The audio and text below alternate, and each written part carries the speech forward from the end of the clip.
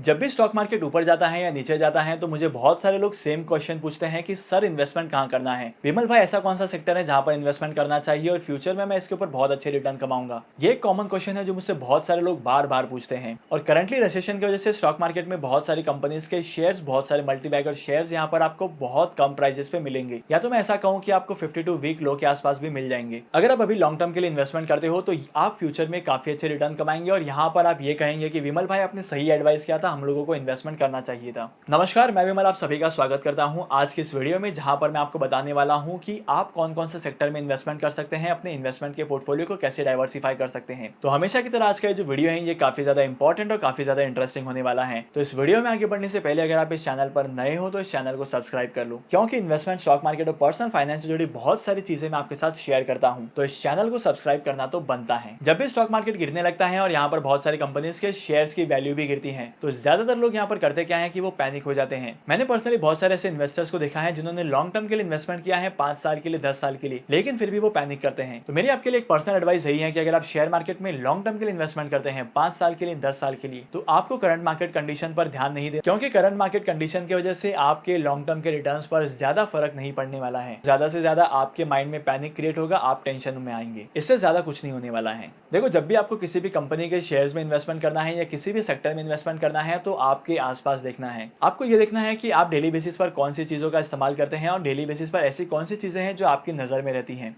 तो stock market में किसी भी कंपनी के शेयर में इन्वेस्टमेंट करने से पहले आपको आस पड़ोस में देखना है और उसके बाद ही किसी कंपनी के शेयर में इन्वेस्टमेंट करना है। अगर आप शेयर मार्केट में इन्वेस्टमेंट करना चाहते हैं तो करंटली कुछ ऐसे कंपनी के शेयर्स हैं, कुछ ऐसे सेक्टर्स हैं जहां पर आपको डेफिनेटली इन्वेस्टमेंट करना चाहिए, जिसमें से नंबर 1 सेक्टर आता है एफएमसीजी का, फास्ट मूविंग कंज्यूमर गुड्स का सेक्टर। एफएमसीजी के सेक्टर में इन्वेस्टमेंट करने के पीछे का रीजन क्या है, इसके बारे में मैंने बहुत सारे वीडियोस में बताया था और एक बार फिर से बताता हूं कि इन सारे कंपनी के प्रोडक्ट जो है इनकी डिमांड कम नहीं होती है। मार्केट की कंडीशन कैसे भी हो, इन कंपनीज के प्रोडक्ट जो है वो हमेशा डिमांड में ही रहेंगे। प्रोडक्ट की डिमांड थोड़ी कम जरूर हो जाए, लेकिन इन कंपनी के प्रोडक्ट जो है वो डिमांड में ही रहते हैं। बेसिकली कंपनी जो होती है ये बहुत सारे डेली नेसेसरी के प्रोडक्ट्स बनाती है, जैसे कि ऑयल, सोप, डिटर्जेंट और इसी के साथ साथ हेल्थ केयर और ब्यूटी केयर के प्रोडक्ट होते हैं। और एफएमसीजी सेक्टर एक ऐसा सेक्टर है जहां पर आप कभी भी आंख बंद करके भी इन्वेस्टमेंट कर सकते हो लॉन्ग पीरियड ऑफ टाइम के लिए। और एफएमसीजी के सेक्टर में इन्वेस्टमेंट करने के लिए आप इन्वेस्टमेंट कर सकते हो हिंदुस्तान यूनिलीवर में, डाबर में, नेस्ले में और इसी के साथ साथ पीएनजी जैसी कंपनीज में आप इन्वेस्टमेंट कर सकते हो। सेकंड सेक्टर जहां पर आप इन्वेस्टमेंट कर सकते हो वो है हेल्थ केयर का। ग्रोसरीज और अदर नेसेसिटीज के साथ साथ आजकल हेल्थ केयर भी बहुत ज्यादा इंपॉर्टेंट हो चुका है और यहाँ पर आपको इन्वेस्टमेंट जरूर करना चाहिए। हेल्थ केयर में इन्वेस्टमेंट करने का मतलब ये होता है कि आप कंट्री के फ्यूचर में इन्वेस्टमेंट कर रहे हैं, और अगर आप इस सेक्टर में इन्वेस्टमेंट करते हो तो फ्यूचर में आप बहुत अच्छे रिटर्न कमाएंगे और इसी के साथ साथ ग्रोथ पोटेंशियल भी काफी ज्यादा है। हेल्थ केयर के सेक्टर में आप इन्वेस्टमेंट कर सकते हो फार्मास्यूटिकल कंपनीज में, हॉस्पिटल के शेयर्स में और इसी के साथ साथ कुछ ऐसी कंपनीज में इन्वेस्टमेंट कर सकते हो जो हेल्थ केयर के प्रोडक्ट को बनाती हैं या इसमें हेल्प करती हैं। तीसरा सेक्टर जहां पर आप इन्वेस्टमेंट कर सकते हो वो है इंफॉर्मेशन टेक्नोलॉजी का सेक्टर। जी हाँ दोस्तों, इसको हम लोग आईटी का सेक्टर कहते हैं और आईटी के सेक्टर में इन्वेस्टमेंट करने के लिए आप इन्वेस्टमेंट कर सकते हो टीसीएस, विप्रो और इन्फोसिस में। अगर मैं पिछले 2 साल की बात करूं ना, पिछले 2 साल में आईटी सेक्टर की डिमांड काफी तेजी से बढ़ते जा रही है, क्योंकि मार्केट में मेजॉरिटी कंपनीज जो है वो वर्क फ्रॉम होम कर रही थी और वर्क फ्रॉम होम करने के लिए आईटी इंफ्रास्ट्रक्चर काफी ज्यादा स्ट्रांग होना चाहिए। और वर्क फ्रॉम होम करने के लिए बहुत सारी कंपनीज ने अपने खुद के सॉफ्टवेयर बनाए, खुद के सिस्टम बनाए, और इन सिस्टम को बनाने और चलाने के लिए आईटी कंपनीज के हेल्प के सिवाय ये काम नहीं हो सकता है। और इसी के साथ साथ दुनिया में ऐसी बहुत सारी कंपनीज है जो इंडिया में अपने वर्क को आउटसोर्स करती हैं। तो इस चीज की वजह से भी आईटी सेक्टर की डिमांड काफी तेजी से बढ़ते जा रही थी और आईटी की डिमांड बढ़ने की वजह से यहाँ पर आईटी के शेयर्स की वैल्यू भी बढ़ने लगी थी। फोर्थ सेक्टर जहां पर आपको इन्वेस्टमेंट करना चाहिए वो है बैंक्स का। किसी भी कंट्री में बैंक जो है वो बहुत ज्यादा इंपॉर्टेंट रोल प्ले करते हैं और इसी के साथ साथ कंट्री की इकोनॉमी को स्टेबल रखने में बहुत ज्यादा हेल्प करते हैं। अगर मैं 2020 की बात करूं तो 2020 के बाद से बैंक्स ने इंडिया की इकोनॉमी को बहुत ज्यादा हेल्प किया है। अगर इंडियन इकोनॉमी को ग्रो करना है तो यहाँ पर बैंक्स आर मस्ट। तो अगर आप किसी भी बैंक्स के सेविंग अकाउंट में अपना पैसा रखते हैं या एफडी करवाते हैं तो इससे बेटर ये होता है कि आप किसी भी बैंक के शेयर्स में इन्वेस्टमेंट कर लो। अगर आपको किसी भी बैंक के शेयर्स में इन्वेस्टमेंट करना है तो आप पीएसयू बैंक में इन्वेस्टमेंट कर सकते हैं। मार्केट में से बहुत सारे बैंक है जहां पर आपको इन्वेस्टमेंट करके बहुत अच्छे खासे रिटर्न कमाने को मिलेंगे। अगर आपको जानना है कि बैंकिंग के सेक्टर में कौन कौन से बैंक्स में आप इन्वेस्टमेंट कर सकते हैं तो मुझे कमेंट सेक्शन में जरूर बताना। इसके ऊपर मैं एक डेडिकेटेड वीडियो लेकर आऊंगा जहां पर मैं आपको इन डिटेल में बताऊंगा कि कौन से बैंक के शेयर्स में आपको क्यों इन्वेस्टमेंट करना है। और इसी के साथ साथ आज का last but not the least sector जहां पर आप इन्वेस्टमेंट कर सकते हो वो है 5G का सेक्टर। इंडिया में ग्लोबलाइजेशन काफी तेजी से बढ़ते जा रहा था और कोरोना वायरस पैंडेमिक आने के बाद बहुत सारे स्कूल्स, कॉलेजेस सब बंद हो चुके थे।